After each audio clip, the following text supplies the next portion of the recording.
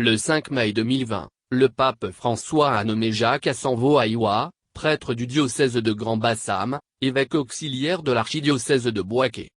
Certaines personnes n'ont guère tardé à se demander si le nouvel auxiliaire n'avait pas vocation à succéder à Paul Siméon Aouanan, si l'objectif à long terme de cette nomination n'était pas de permettre à l'actuel archevêque de Bouaké de succéder, dans 1 an ou 2, à celui d'Abidjan qui aura atteint l'âge de la retraite. C'est Paul V qui en 1966 décida que tout évêque devrait rendre sa démission à 75 ans, si l'intention du Vatican n'était pas de remplacer un ébrier par un autre ébrier et un membre du clergé d'Abidjan par un autre membre du clergé d'Abidjan et si tout cela était catholique. Qu'est-ce qui est vrai et faux dans ces interrogations? Quoiqu'étant évêque à part entière, un auxiliaire est nommé à la requête de l'évêque diocésain pour aider. Le mot latin auxilium veut dire secours, ce dernier dans sa triple charge de sanctification, d'enseignement et de gouvernement. Par conséquent, l'auxiliaire dépend de l'évêque diocésain, travaille sous son autorité. En d'autres termes, l'auxiliaire reçoit de l'évêque diocésain sa feuille de route, ce qu'il peut faire et ce qu'il ne peut pas faire, ce qui ne signifie pas qu'il est inférieur à l'évêque diocésain, ni que ce dernier devrait le piétiner, l'humilier ou le maltraiter. Les deux évêques sont appelés à collaborer dans le respect pour le bien du peuple de Dieu. Cette collaboration peut bien se passer, comme celle de Yago et d'Akouri à Abidjan, ou mal se passer, comme celle de Bernard Yago et Laurent Yapi à Abidjan, d'Auguste Nobou et Marie-Danielle Dadier à Korogo, de Bernard Agré et Joseph Aké à Abidjan. Ne voulant probablement pas avoir à gérer des auxiliaires rebelles ou ayant une forte personnalité, certains évêques diocésains préfèrent aujourd'hui travailler avec des vicaires généraux plutôt qu'avec un auxiliaire. Quoi qu'il en soit, on n'est pas auxiliaire éternellement. Un jour ou l'autre, l'auxiliaire est nommé à la tête d'un autre diocèse. Ainsi, Yapi fut transféré à Abengourou en 1979, d'Akouri à Grand Bassam en 1994. Dadier à Kassiola en 2002, Aké à Yamoussoukro en 2006. La vérité qui se dégage ici, c'est que l'évêque auxiliaire, en règle générale, ne jouit pas du droit de succession, canon 403 du Code de droit canonique de 1983, paragraphe 2. C'est l'évêque coadjuteur qui succède automatiquement à l'évêque diocésain en poste, canon 403- paragraphe 1. C'est le cas de Jean-Salomon Le Zoussier qui, nommé coadjuteur le 3 janvier 2009, succéda à Monseigneur Laurent Mandjo, le 28 novembre 2015 à Yopougon. Au regard de ce qui précède, on peut penser que le nouvel évêque auxiliaire de Bouaké n'a pas été nommé pour succéder à Monseigneur Aouanan et que, le moment venu, un évêque ne viendra pas nécessairement de Bouaké pour diriger l'archidiocèse d'Abidjan. Mais qui peut savoir si les hommes n'agiront pas différemment? Sommes-nous Dieu qui a la capacité de sonder les cœurs et les reins? François de Sales ne disait-il pas que là où il y a de l'homme, il y a de l'hommerie? Et puis, qui peut jurer sur sa tête que l'Église est vaccinée contre le tribalisme, le népotisme, le favoritisme et les combines de toutes sortes?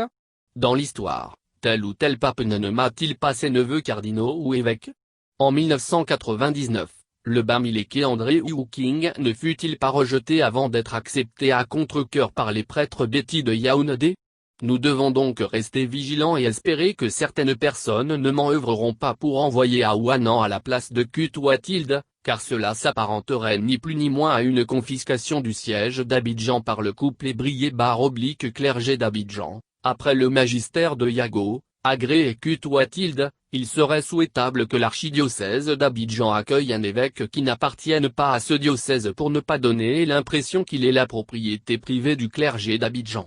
Car, si des évêques du sud sont envoyés au nord, à l'ouest, à l'est et au centre, pourquoi n'enverrait-on pas au sud un évêque originaire du nord, de l'est, de l'ouest ou du centre? Ou bien on est catholique, ou bien on ne l'est pas. En tout cas, discourir constamment sur la catholicité ou l'universalité de l'Église ou prendre pour devise la parole de l'apôtre Paul selon laquelle il n'y a plus ni juif ni grec car tous vous êtes un en Jésus-Christ Galates 3, 28, n'est point compatible avec la volonté de faire de tel ou tel diocèse la chasse gardée d'un groupe ethnique.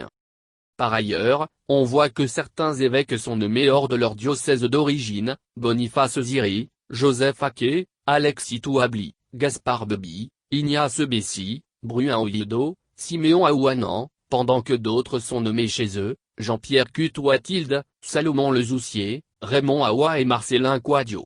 À quoi obéissent 2 poids, 2 mesures? Une telle façon de faire est-elle cohérente et juste? Enfin, pourquoi nommer un auxiliaire à Bouaké alors que les sièges de Yamoussoukro, Odiéné et Korogo sont vacants? Pourquoi avoir muté Marcellin Quadio à Daloa si c'était pour laisser la capitale politique sans pasteur? Bédié Ouattara lui aurait-il fait payer son homélie critique du 7 décembre 2013 en la basilique Notre-Dame de la Paix de Yamoussoukro? Si la réponse est oui, cela signifie que ceux qui dirigent aujourd'hui notre Église détestent la vérité et sont soumis à des politiciens criminels et menteurs. Qu'ils soient diocésains, coadjuteurs ou auxiliaires, l'évêque, dont il importe de rappeler qu'il est choisi par pure grâce et non parce qu'il est plus intelligent et plus vertueux que les prêtres et fidèles laïcs qui lui sont confiés, n'a pas d'autre modèle que le Christ, le bon berger, qui prend sur ses épaules la brebis fatiguée, qui soigne la brebis malade, qui va à la recherche de la brebis perdue, qui donne sa vie pour ses brebis. JN 10, 11-16.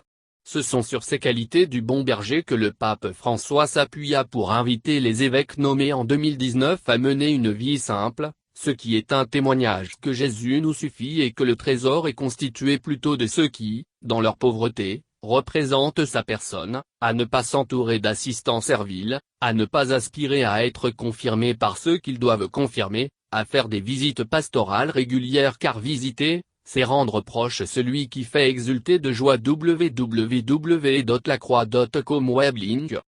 À 2 prêtres qui l'ordonnaient évêque en la basilique Saint-Pierre de Rome, le 24 octobre 2013, le même François faisait remarquer que l'épiscopat est le nom d'un service et non d'un honneur, car l'évêque doit servir et non dominer. fr.zeni.org Weblink.